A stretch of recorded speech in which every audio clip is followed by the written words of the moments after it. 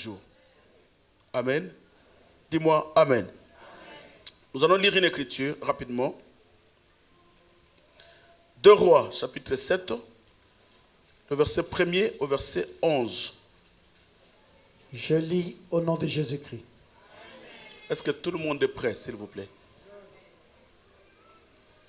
Nous sommes pendant les cultes. Faites attention aux enfants, aux déplacements inutiles. Et nous voulons écouter la lecture de la parole. Comme au temps de la loi, même en Israël, la Bible dit que quand les sacrificateurs faisaient la lecture du rouleau, le peuple s'élevait pour honorer la parole de Dieu.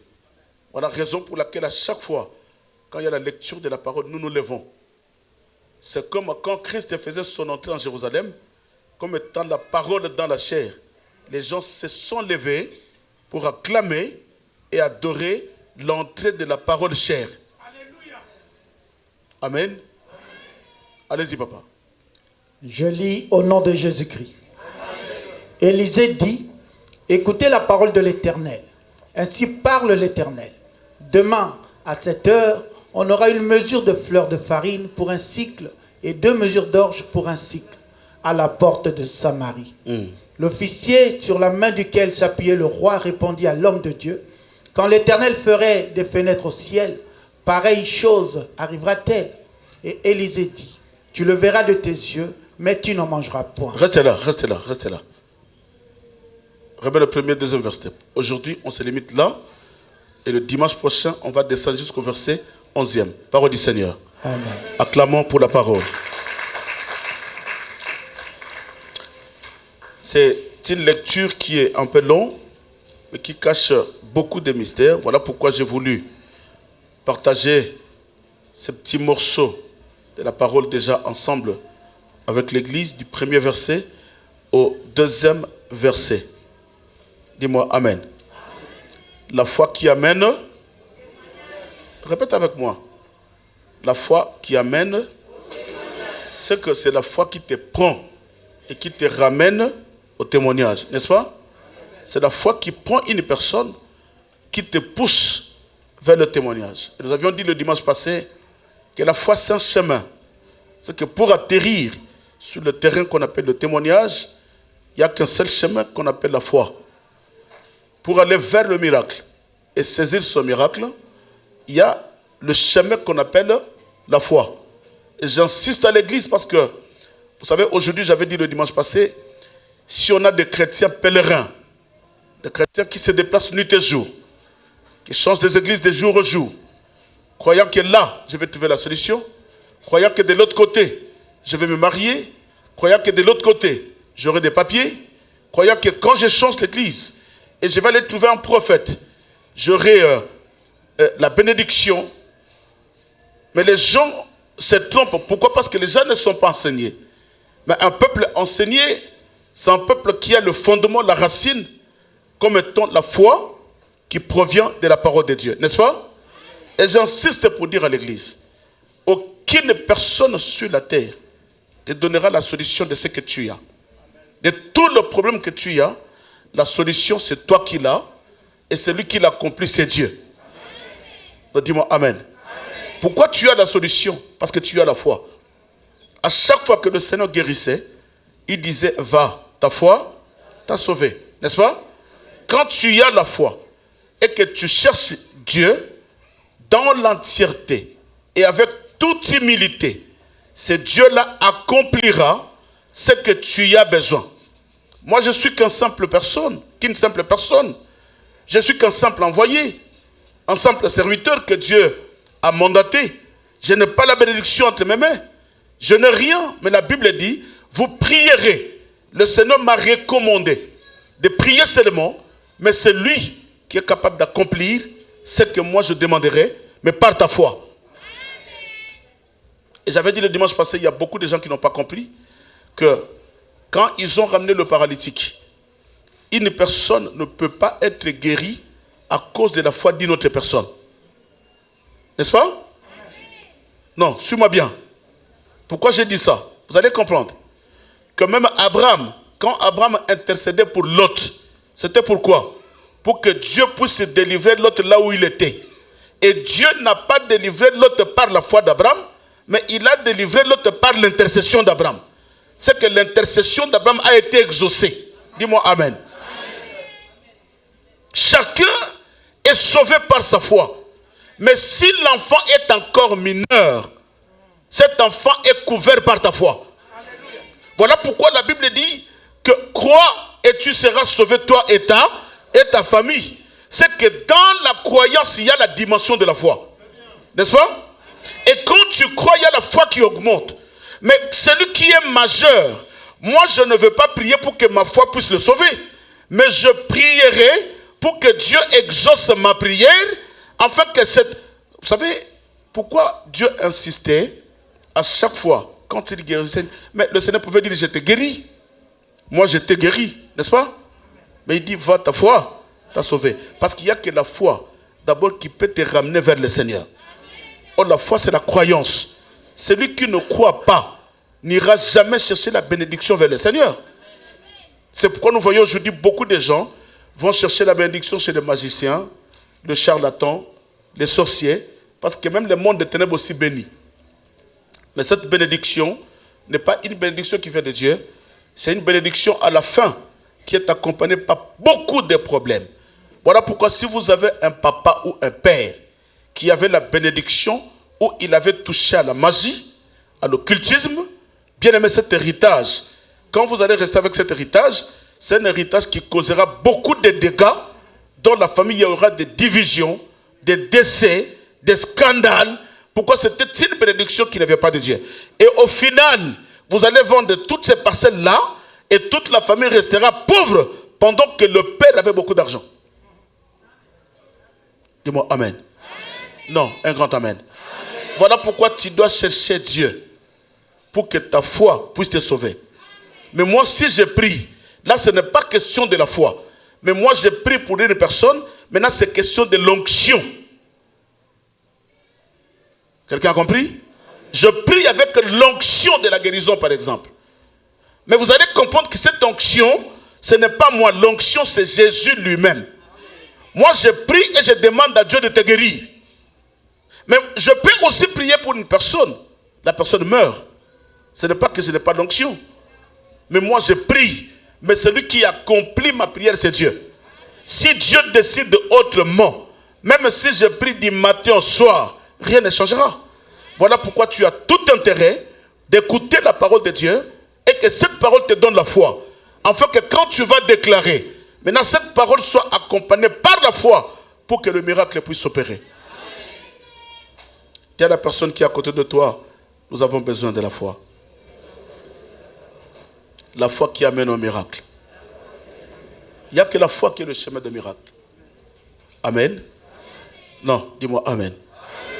Et dans cette histoire que nous venons de lire, suis-moi très bien. C'est une histoire tellement profonde. À l'époque, dans la ville de Samarie, il y avait la famine. Une famine qui a poussé les gens à s'égarer. Une famille qui a poussé les gens à commettre des choses atroces. Vous savez, dans la vie des gens, des fois, bien aimés dans le Seigneur, tu peux traverser un moment difficile. Tu peux traverser des moments horribles. Des moments où il n'y a pas d'issue. Des moments où tu te poses des questions. Des moments où rien ne marche. Ça viendra dans une vie, que tu ne le veuilles pas. Toute personne est censée, est obligée de passer sur ce terrain, comme Israël. Vous savez, quand tu regardes la carte géographique, de l'Égypte jusqu'à Israël, les gens qui vont, les touristes, ils font 11 jours. N'est-ce pas? 11 jours de tourisme. Ça, c'est les touristes. Mais je me pose la question. Pourquoi Dieu a fait sortir Israël en Égypte et pour leur passer? Pourquoi ils n'ont pas passé 11 jours seulement et atterrir dans la terre promise? Mais Dieu les a fait tourner le désert pendant 40 ans. Parce que Dieu savait qu'aujourd'hui, il y a beaucoup des enfants de Dieu qui ne sont pas capables de contenir la gloire. qui ne sont pas capables de contenir la bénédiction. Beaucoup de gens cherchent la bénédiction, mais quand Dieu le bénira, au temps voulu, il y a un moment, il va disparaître. On va commencer à le chercher, il n'est pas là. Maintenant, il n'a pas le temps. Il dit, pasteur, écoutez, je passerai.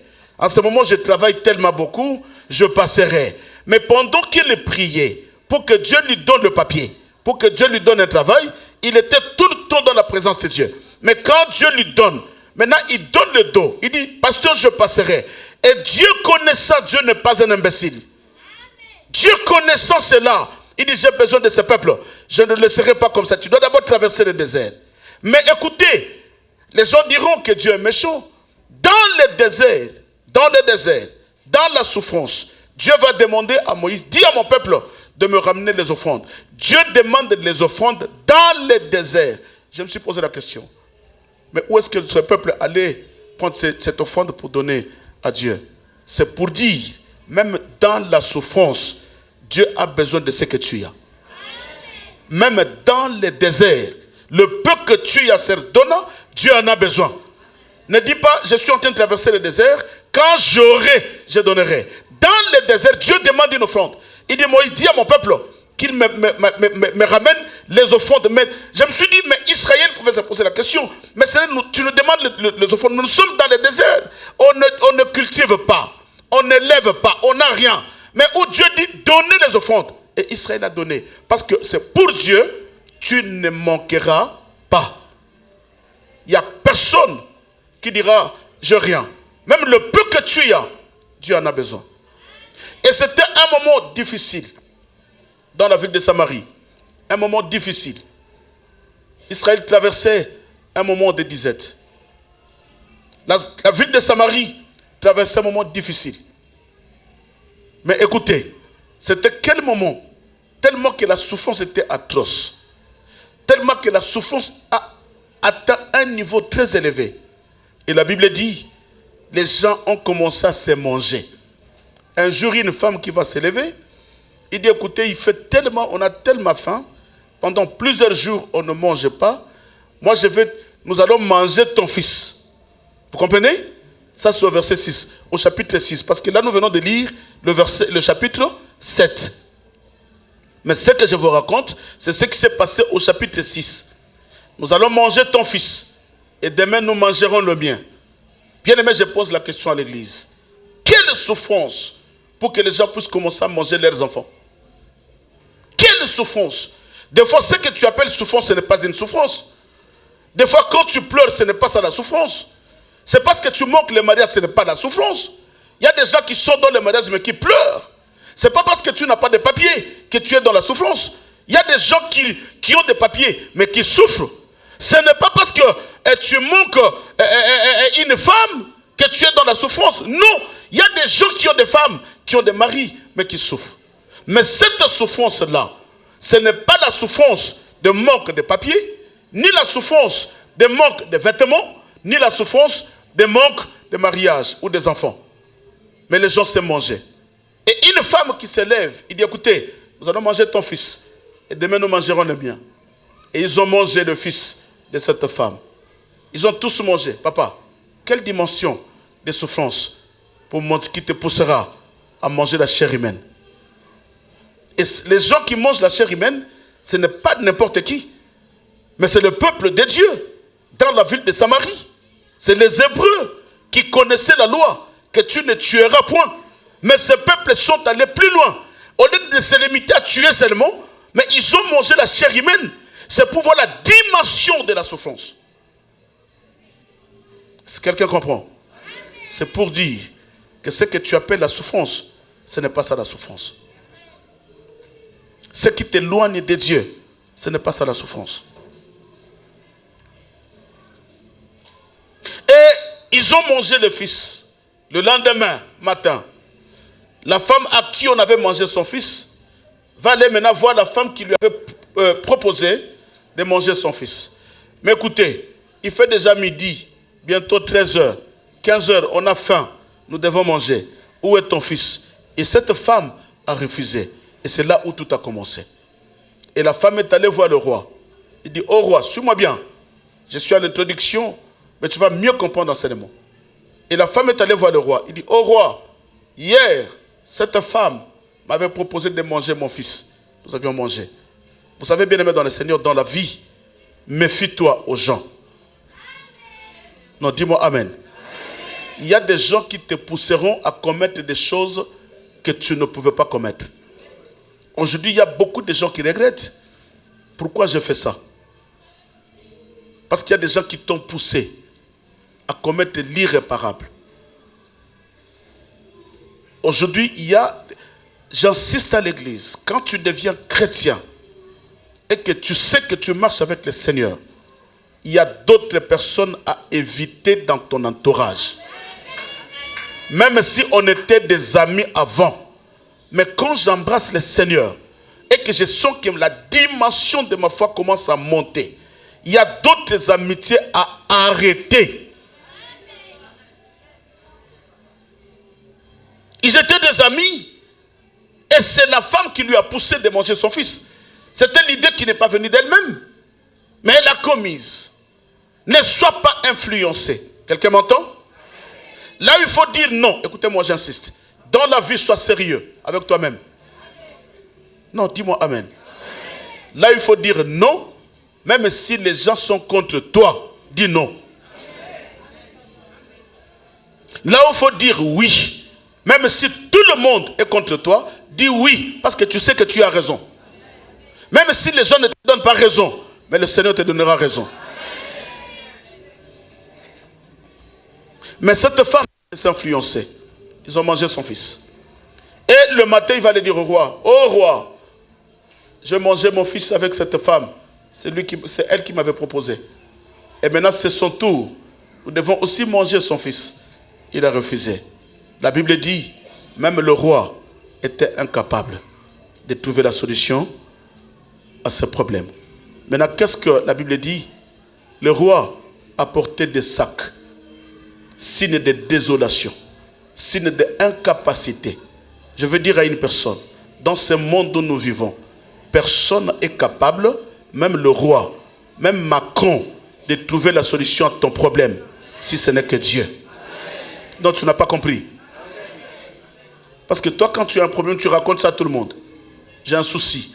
Même ton problème de couple, tu vas raconter ça à n'importe qui. Et tous ces gens-là, tu ne connais pas leurs états d'âme. Le roi dira, il était incapable de trouver la solution. Dans cette désolation, le peuple se sont retrouvés dans une gouffre.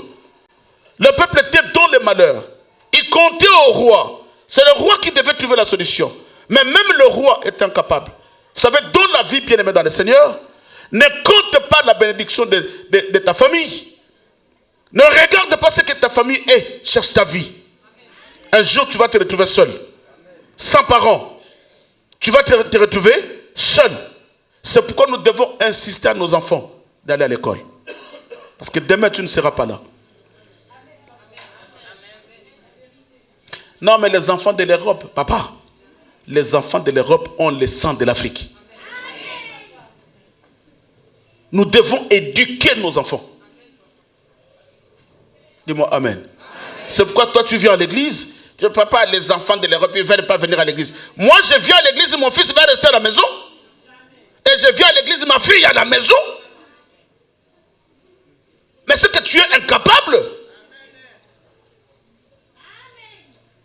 Non, dis-moi amen. Un grand amen. Et le peuple était incapable. Et les gens ne voyaient pas d'où viendrait la solution. Vous savez, il y a un moment dans la vie, tu es devant un mur. Tu te dis, Seigneur, d'où viendrait la solution? Tout est bloqué. Toutes les portes sont barricadées. Tu essaies d'aller à gauche, bloqué. Tu essaies à droite, bloqué. Tu essaies d'avancer, rien ne va. Tu retournes en arrière, rien ne va. C'est que tu restes là, mais tu te poses la question, Seigneur, d'où viendrait la solution? Je fais 10 ans, je n'ai pas de papier. D'où viendrait la solution? 15 ans, papa, je n'ai pas de mariage. D'où viendrait la solution? J'ai tout cherché, je n'ai pas d'enfant. C'est que toutes les portes sont fermées.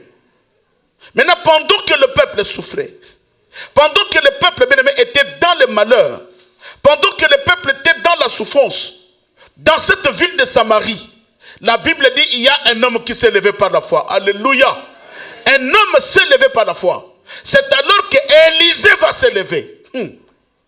Là où les gens ne voyaient pas une porte.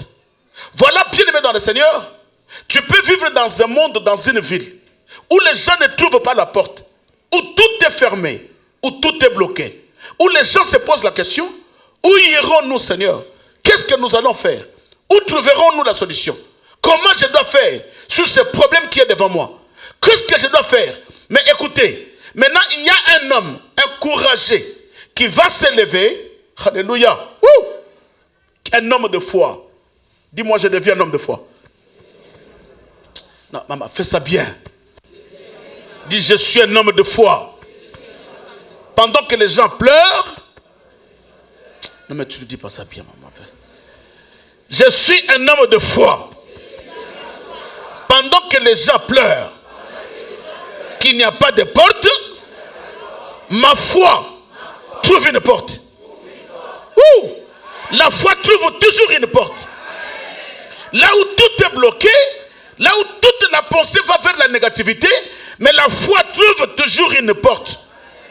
Et la foi d'Élisée, Élisée s'est levé. Écoutez maintenant ce qu'Élisée dit. Bien-aimé, ne mets pas foi à une personne. Ne mets pas foi à un roi. Même aujourd'hui, je peux décevoir une personne. Moi, je ne mets pas foi. Même au Félix Tshisekedi. Non. C'est un président, oui. Vous pouvez enlever Tshisekedi, vous mettez un autre président qui peut nous donner de l'espoir. Mais moi, je ne poserai pas ma foi sur la personne. Parce que je sais que sans Dieu, ce pays ne changera pas. Parce que toute personne qui accédera au trône, au pouvoir, il a sa famille, il a son cœur, il a son ventre. Il travaillera, premièrement pour son ventre, deuxièmement pour sa famille. Et le temps de venir voir la population, le peuple, bien aimé, ça sera en retard. Il y a des autres qui vont lui combattre jusqu'à ne pas réussir. Mais si nous prions Dieu, que Dieu dépose sa main sur ce pays Congo, les choses changeront. C'est pourquoi Élisée a compris que vous tous, vous avez mis l'espoir sur le roi. Et vous êtes allés voir le roi, mais rien n'a changé. Mais écoutez ce qu'Élisée dit. Élisée dit ceci. Élisée dit, écoute la parole de qui? Pas la parole du roi, ni la parole d'un président. Mais Élisée dira, écoutez la parole de l'Éternel. Ainsi parle l'Éternel. Élisée ne dit, ce n'est pas moi, mais j'ai la foi en la parole que l'Éternel avait prononcée. Mais ainsi parle l'Éternel. C'est que Élisée voulait enseigner au peuple que ce que les gens disent passeront. Ce que le prophète prononce passeront. La pensée des hommes passera.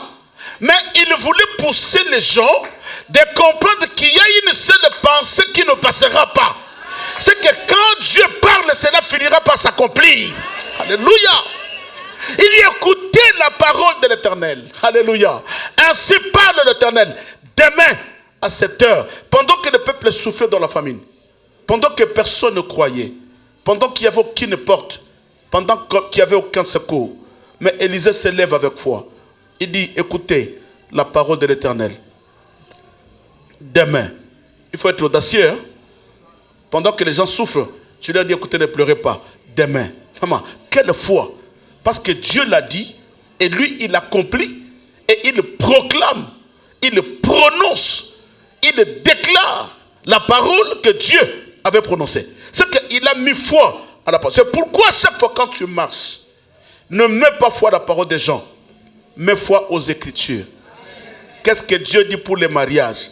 Il n'est pas bon que l'homme soit seul. Même si le monde te fait voir ton âge. Mais toi, qu'est-ce que Dieu avait dit? Élisée dit, ne vois pas ce que les gens voient. Élisée n'a pas vu ce que les gens voyaient. Élisée n'a pas considéré ce que les gens considéraient.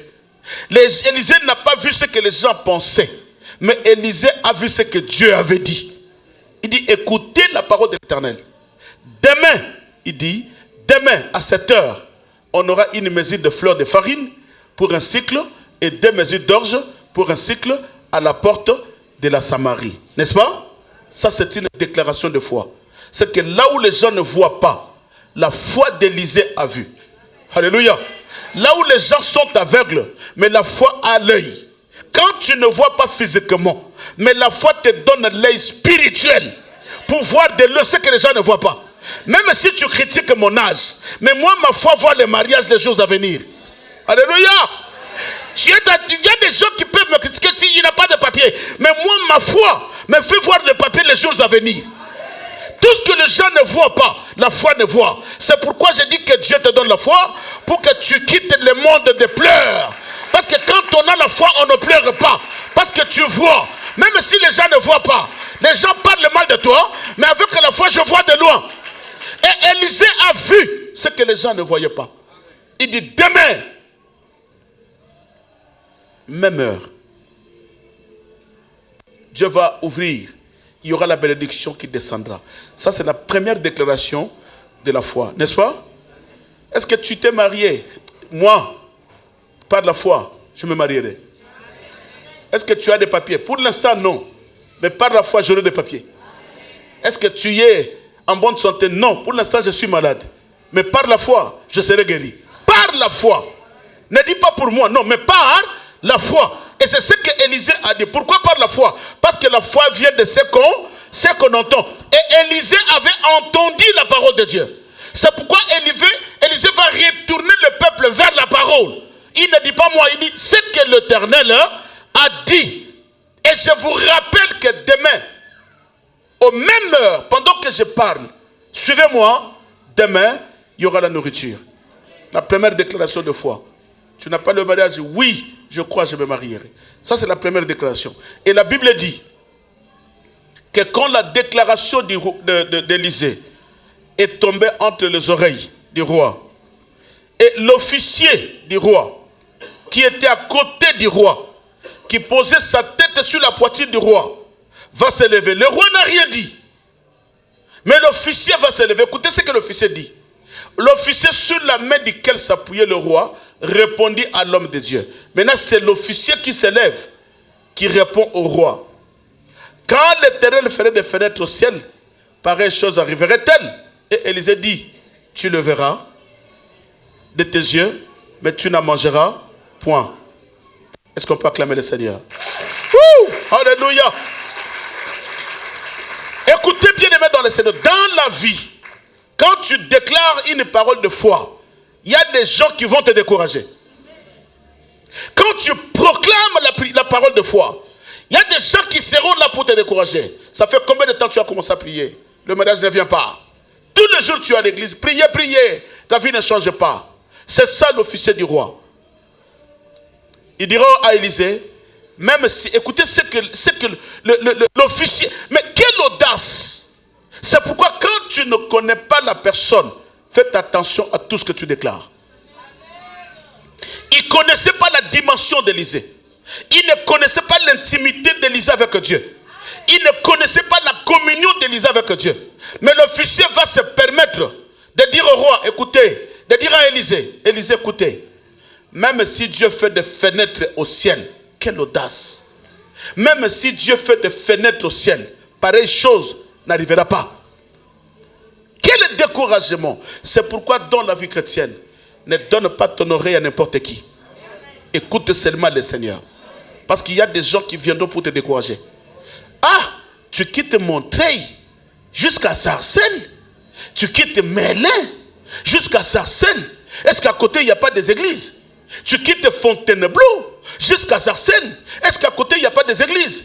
Maman, je ne prierai pas parce qu'il y a une église à côté de moi.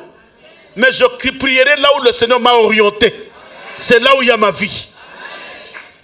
Tous les rassemblements que vous voyez ne sont pas des églises. Et Élisée a compris. Élisée va répondre ceci. Ah, c'est toi qui me dis ça. Moi, je proclame la foi. Tu me dis, même si Dieu fait le fenêtre dans le ciel, une telle chose n'arrivera pas. Et Élisée va déclarer encore, suis-moi bien, une deuxième déclaration de foi.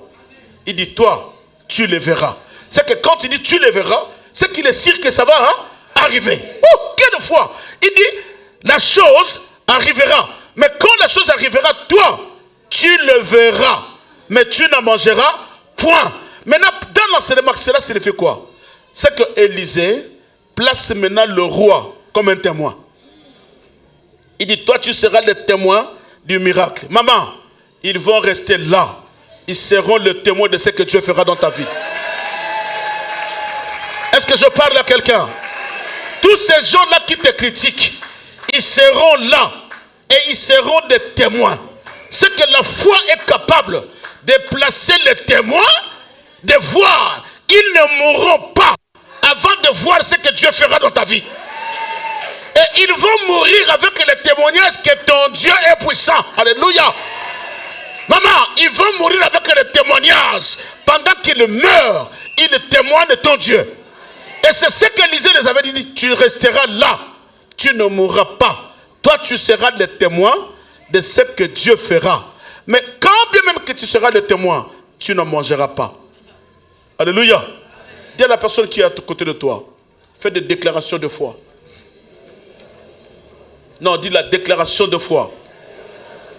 Et cette déclaration de foi placera des témoins. Ces témoins-là verront ce que Dieu fera dans ta vie. Alléluia. Il faut que le témoin soit là. Vous savez bien aimé dans le Seigneur, il y a des gens qui peuvent t'insulter aujourd'hui. Mais quand Dieu agira, par honte, ils ne viendront pas te voir. Mais vont commencer à les témoigner de loin. Ah! Non mais Cody, ils prient, hein? Mais devant toi, ils ne te diront rien. Ils seront là comme des témoins de ton témoignage. Pourquoi? Parce que ta foi, bien aimé, écoutez-moi bien. La foi déclarée, la foi proclamée, c'est une foi qui change de saison. Et quand Élie a proclamé, c'est que la foi d'Élie devrait changer une nouvelle saison dans la ville de Samarie. Une saison de souffrance à la saison de gloire. Une saison de malédiction à la saison de bénédiction. Mais il n'y a que la foi proclamée. C'est pourquoi à chaque fois, quand il y a un problème dans ta vie, ne pleure pas. Proclame les paroles de la foi. Et cette parole de la foi changera des situations. Car la parole de la foi est capable de changer des événements, de changer des périodes. Que Dieu te bénisse, maman. De changer des époques. Pourquoi? Parce qu'en toi, tu crois. Parce qu'avant que Élisée puisse proclamer, Élisée a cru. Cette maladie que j'ai, je proclame. Je serai guéri. Parce que Dieu a dit, je guérirai ta maladie. Je serai avec toi. Je guérirai ta maladie. Et moi, ma foi, ce n'est pas à ce que le médecin dit. Ma foi n'est pas à ce que les gens disent. Mais ma foi, c'est ce que le Seigneur avait dit. Qu'est-ce que le Seigneur... Je dis, est-ce que je parle à quelqu'un? Tu dois te poser la question. Dans le cas que tu es en train de traverser, tu connais la parole de Dieu. Qu'est-ce que Dieu avait dit? Tu n'as pas de papier. Dieu avait dit ceci. Là où tu fouleras la plante de tes pieds, je te le donne. Maintenant, mets confiance et mets la foi en cette parole-là. Quand tu mets la foi et que tu déclares, papa, que tu lèves le pas, Dieu te donnera des papiers. Moi, j'étais un professionnel de rejet. Un professionnel de rejet. J'ai subi des rejets dans toute sa dimension. Mais pendant que j'ai prié, ma femme est venue en Europe pendant 5 ans après, j'étais sans papier. Et ma femme a eu des papiers, moi j'étais toujours sans papier. Et quand on a commencé cette église, on nous appelait l'église de qui? Achille, sans papier. Moi, sans papier. Les autres, sans papier. On nous appelle avec votre pasteur qui n'a pas de papier. Pourquoi? Parce que l'église, à l'époque, il y avait des enseignements sur enseignements, enseignements sur enseignements. Et les gens commençaient à nous insulter. Avec ces enseignements-là, d'ailleurs, il est sans papier. Pourquoi Dieu ne lui a pas donné de papier? Papa, on ne rigole pas avec le Seigneur. Si tu marches avec le Seigneur, il te payera. Est-ce que je peux parler à quelqu'un? Sois sérieux avec Dieu, Dieu sera sérieux avec toi. C'est ça la réalité. J'étais sérieux avec le Seigneur. Jusqu'à ce que le diable a poussé une sœur de l'église. Venez me voir au bureau. Papa, il y a des sorciers et des démons qui viennent à l'église. Et il n'a même pas peur que celui-là c'est un pasteur. Mais il y a une sœur qui est venue me voir un jour au bureau. Elle dira, pasteur, Tu es un homme de Dieu. Papa, la sorcellerie. Déjà, il commence à t'élever. Tu es un homme de Dieu. Écoute-moi bien. Hein? Tu es un homme de Dieu qui craint Dieu. De tels hommes de Dieu à Paris, ça n'existe. Là, je venais d'arriver. Je n'avais pas de papier. De tels hommes de Dieu à Paris, ça n'existait pas. Il n'y a que des voleurs, des bandits, des voyous, des impudiques, de toutes sortes d'hommes de Dieu ici à Paris. On en avait tellement marre et j'avais refusé d'aller dans qui d'église. Mais quand on m'a invité, j'ai senti tes enseignements, ta prédication, ta façon, j'ai compris que tu es un homme de Dieu. Et Jézabel. Jézabel. Avec de bonnes paroles, mais Jézabel. Moi, je vais t'aider pour avoir des papiers. Oh, je me suis dit, waouh. J'ai dit à Pasteur Achille, waouh, j'ai une sœur qui va m'aider à trouver des papiers. Je passerai le dimanche au bureau. Viens maman, viens m'aider à trouver des papiers. Viens maman, j'en ai besoin. Parce qu'à cette époque-là, quand je circulais, dès que je voyais des policiers, je me disais, si je continue comme ça, que les policiers m'attrapaient. Même ma femme, quand je vais retourner, vous savez, au Congo, l'histoire des papiers, on ne connaît pas ça. Hein? Ma femme te dit, mais pourquoi tu es retourné ici? Nous souffrons, mais tu ne sais pas, là-bas, c'est des papiers. Et j'étais obligé de me protéger. Toi qui n'as pas de papiers, protège-toi. Parce que je parle à une personne. Nous avons un frère Pierre de l'église, Oracle, qui était avec nous à Stein. Il est en Angola. On l'a refoulé, pourquoi? Parce qu'il n'avait pas de billet à la gare du Nord. L'année passée au mois de juillet. Et il est au Congo. Il m'appelle tout le temps. Vous voyez maintenant comment moi je souffre. Maintenant je suis obligé de l'aider là où il est. Pasteur, Nadia a quitté. Tu l'envoies. Pasteur, je fais ceci. Tu es dans l'obligation. Tu ne peux pas. C'est notre bien-aimé. N'est-ce pas? Non, dis-moi Amen. Un grand Amen. Ouh, il est Dieu. N'est-ce pas? Non, un grand Amen. Alors la foi est capable. Est capable. Et maintenant cette femme viendra au bureau. Il dit, pasteur, je vais t'aider à trouver les papiers. J'ai dit, ah merci. Je croyais des fois qu'elle avait quelqu'un à la préfecture. Je me suis dit, waouh, c'est une grâce. C'est une grâce. J'ai dit, ben maintenant comment on fait? Je dois ramener le dossier. Il dit, non papa, c'est pas question de dossier. Mais j'allais te dire que moi je suis française. On peut faire un enfant et tu auras des papiers. Hein? Papa, au bureau, j'avais des genoux qui tremblaient. Faire un enfant? Comment on va faire un enfant? Et du coup, j'ai senti en moi, il y a un esprit qui m'a dit, mets-toi à genoux. Elle s'est permis, s'est mise à genoux. J'ai imposé la main. J'ai dit, toi, esprit d'impudicité qui règne dans ce corps, libère ma soeur maintenant. Au nom de Jésus-Christ, lève-toi. La sœur s'est levée depuis ces jours-là.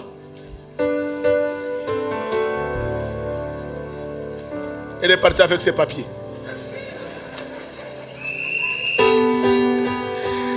Dis-moi un grand amen. Non, dis amen à la personne qui est à côté de toi. Dis un grand amen, amen, amen, amen. Il est le Seigneur, le roi qui règne à jamais. C'est pourquoi nous devons croire qu'au Seigneur, notre foi doit être déposée à la parole de Dieu, pas la parole des hommes. Même ce que le médecin a déclaré pour toi, ne mets pas foi à ça. Toi, mets la foi au Seigneur. Parce que même si le médecin déclare, le médecin ne guérisse jamais. Celui qui guérit, c'est le Seigneur.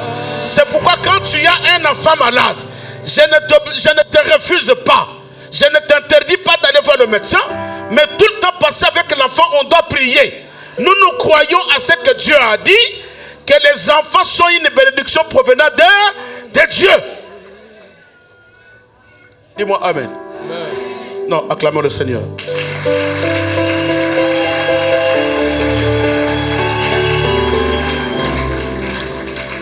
Exode 14, le verset 13. Nous allons clôturer par là. Qu'est-ce qui se passe au travers de ce peuple? Écoutez ce que la Bible dit. La Bible dit ceci. Amen. Exode 14.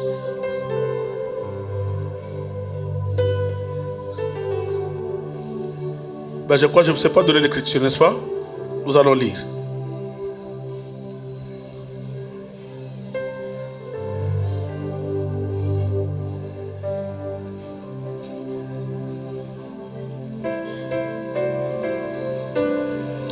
Exode 14, le verset 13. La Bible dit ceci.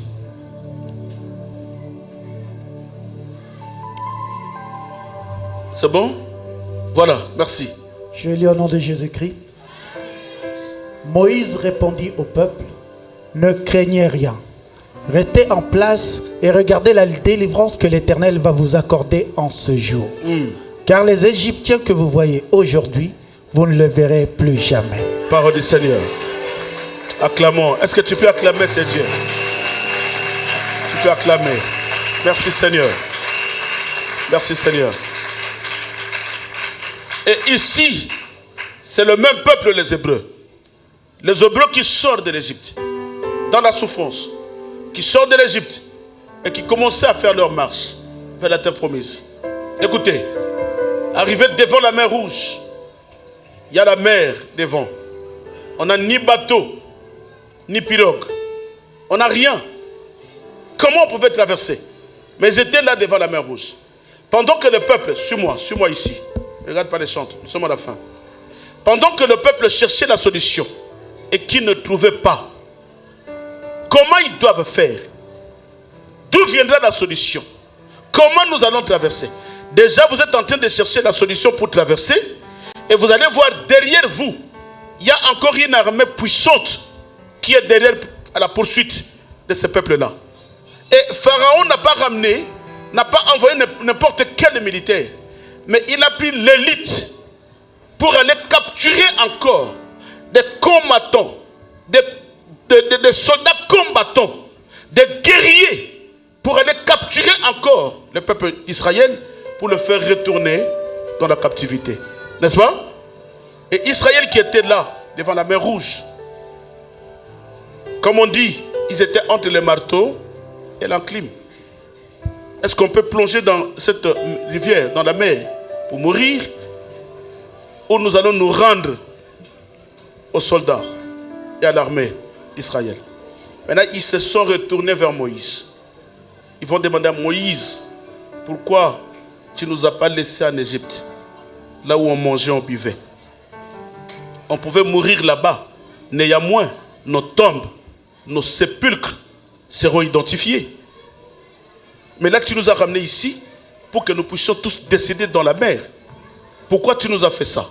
Mais écoutez maintenant un héros, un homme qui doit s'élever, un homme de foi, un prophète de Dieu. Il a fait 2 déclarations, comme Élisée. La première, restez-y. Vous allez, il les a établis comme des témoins. Restez là, vous allez voir la délivrance que le Seigneur va opérer, n'est-ce pas? Ça c'est la première des choses, la première déclaration de foi. Deuxièmement, Moïse va aller plus loin par la foi. Plus loin par la foi, qu'est-ce que Moïse dira? Les Égyptiens que vous voyez, quelle foi? Vous ne le verrez plus jamais. C'est que pour Moïse, Moïse ne savait pas comment Dieu va opérer, comment il va faire, comment Dieu va opérer pour que nous puissions traverser cette rivière. Comment Dieu va opérer pour que ces Égyptiens... Parce que Israël n'avait ni armes, ni chars de combat. Mais tu rassures un peuple qui n'a pas des armes, que ce peuple que vous voyez, les commandos que vous voyez, les Égyptiens que vous voyez, vous ne le verrez plus jamais. C'est que la déclaration de Moïse a invité le Seigneur à opérer. La foi de Moïse a invité le Seigneur à accomplir la parole que Moïse avait déclarée. C'est que quand tu déclares, tu invites Dieu à accomplir ce que tu as déclaré. C'est pourquoi n'ayez pas peur de déclarer. Si tu as la foi en Dieu, n'ayez pas peur de déclarer. Même si la maladie est grave, on te dit, écoutez, madame, avec ce cancer de sein, tu mourras. Regarde le médecin, tu diras, moi, je suis un enfant de Dieu. Je sais, le Dieu que je sers me guérira. Et le médecin te verra comme un fou, comme une folle. C'est ça, la foi qui amène au témoignage. C'est la folie de la déclaration. Tu ne sais pas, je n'ai pas de papier. Moi, cette année, ou l'année prochaine, j'aurai des papiers. Comment? Je ne sais pas. Je ne sais pas. Mais moi, je déclare que j'aurai des papiers. Avec cette maladie, tu ne seras jamais guéri. Mais je ne sais pas comment je serai guéri. Mais moi, je sais que je serai guéri. Mais tu n'as pas de papiers. Tu dis, oui, je n'ai pas de papiers. Mais je ne sais pas comment le Seigneur va opérer.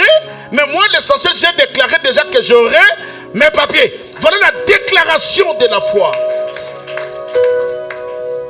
Les Égyptiens que vous voyez, c'est que la déclaration a arrêté la poursuite.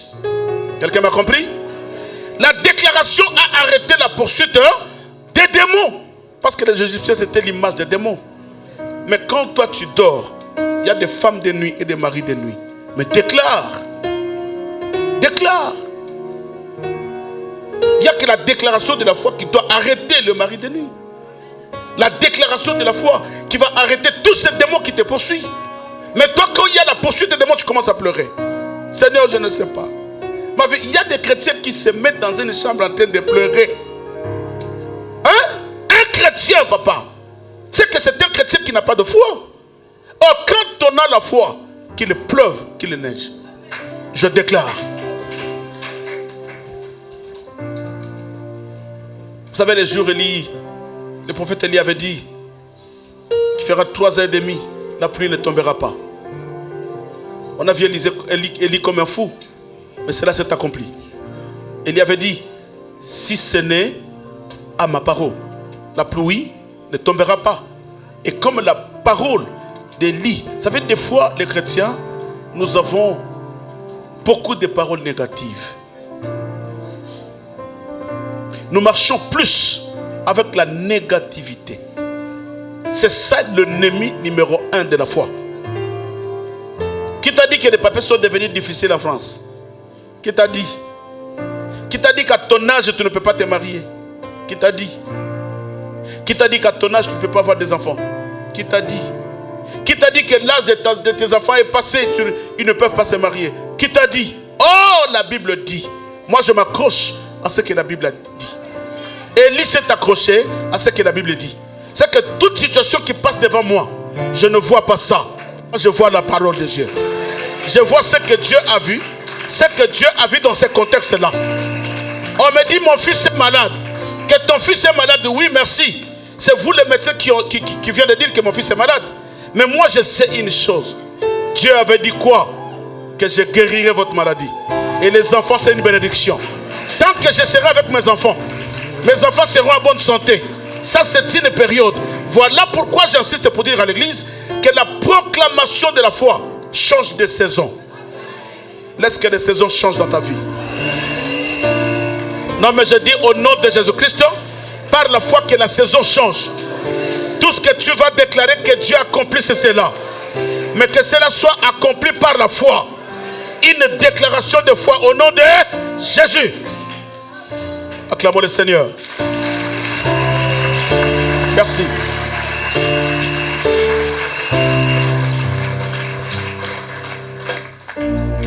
Même le mardi et le jeudi quand tu pries, la nuit quand tu pries, la prière que tu fais, fais-la avec foi.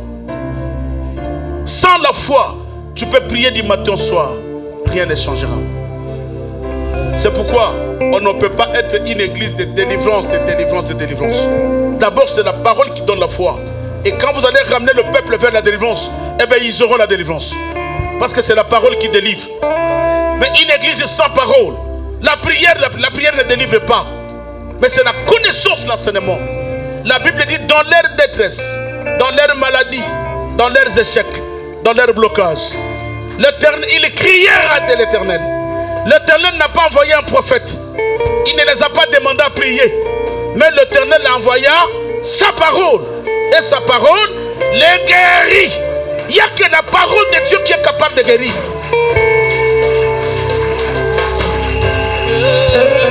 Alléluia. C'est pourquoi, pasteur Achille, ici à Paris, nous resterions des sentinelles. Un sentinelle, c'est celui qui veille sur un peuple. Vous savez, quand on te dit tu es sentinelle dans une maison, tu ne dors pas. Hein? Qu'est-ce que tu fais? Tu veilles, tu surveilles. C'est que nous, Dieu nous a placés à Paris comme étant des sentinelles. Nous devons surveiller des faux enseignements qui doit pénétrer l'église. Nous allons corriger cela. Même si les gens nous insultent, vous savez, moi on m'insulte même sur Facebook. Les gens m'insultent, mais nous serons là pour corriger des hérésies et des erreurs que les gens prêchent dans l'église. On ne peut pas laisser le peuple de Dieu dans la captivité des faux enseignements. Non, avec de faux pasteurs, de faux serviteurs. Nous allons dénoncer la fausseté que les gens prêchent. Nos yeux fermés. Un cantique, papa. Alléluia.